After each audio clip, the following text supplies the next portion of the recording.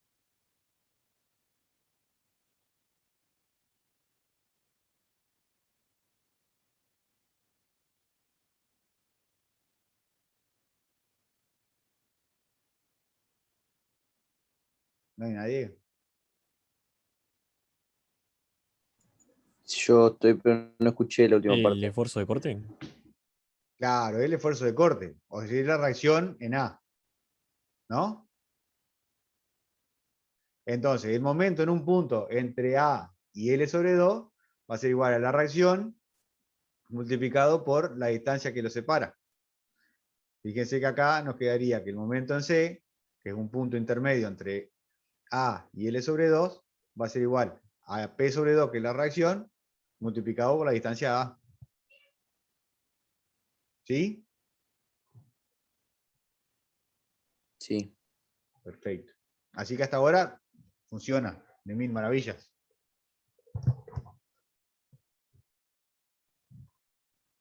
Más o menos, sí. O sea, esto hay que agarrarlo con la fresca, con el mate y con la fresca, decía nuestro compañero Torresán. En realidad, para modelos así tan simples, es como que un poco más trabajoso que el cálculo, llamémosle, convencional, ¿no? Pero hay algunos modelos, ¿sí? Que, ¿cómo es? Que esto simplifica muchísimo las cosas, ¿sí? Más cuando tenemos, por ejemplo, combinaciones de pares y fuerzas que no están en el mismo plano y demás, se puede, digamos, calcular muy fácilmente a través del método de trabajo virtual, ¿sí?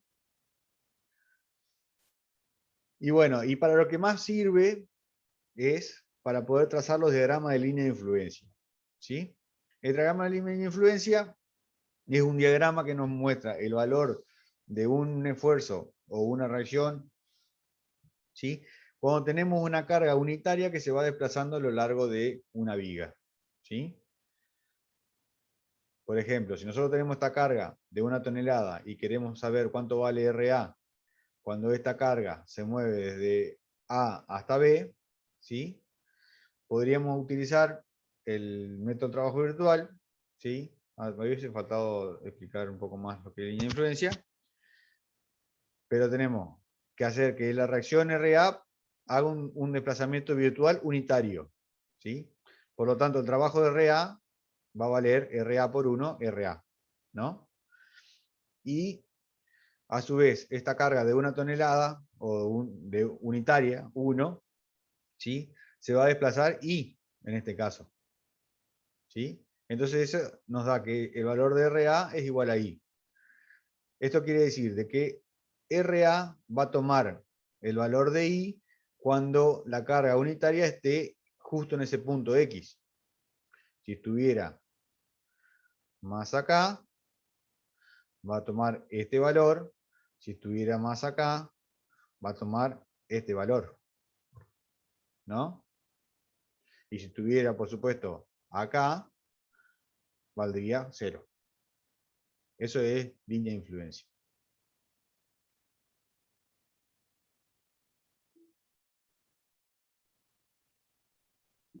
Ah, bien.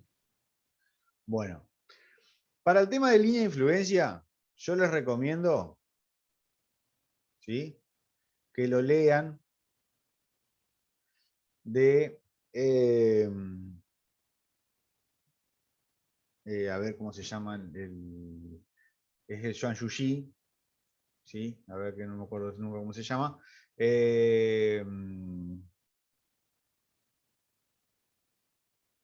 Se me acaba de ir.